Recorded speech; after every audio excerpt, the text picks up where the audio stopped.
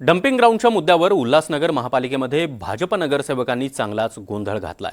Dumping ground हटवण्याच्या मागणीसाठी भाजप नगरसेवकांनी महापालिका मुख्यालयामध्ये आक्रमक पवित्रा घेत आंदोलन केलंय। डम्पिंग ग्राउंडच्या प्रश्नावरून वातावरण आधीपासूनच तापलेलं असताना भाजप नगरसेवकांनी थेट मुख्यालयात प्रवेश करत घोषणाबाजी केली आहे। यावेळी काही ठिकाणी सुरक्षा रक्षकांसोबत त्यांची झटापट देखील झाली आहे।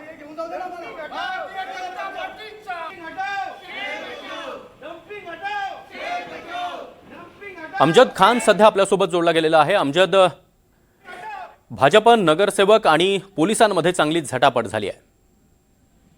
सागर, उल्हासनगर महापालिकेत भाजप डम्पिंग ग्राउंड विरोधात आक्रमक राहिली आहे। उल्हासनगर 5 नंबरमध्ये कैलासनगर परिसरात डम्पिंग ग्राउंड आहे आणि या डम्पिंग ग्राउंडला सगळ्याचा देखील विरोध आहे। भाजपाची मागणी आहे की हा डम्पिंग ग्राउंड या ठिकाणातून शिफ्ट झाला पाहिजे आणि वारंवार मागणी करूनही प्रशासन लक्ष देत नाही। सध्या 6 वर्षापासून ही मागणी होत होती।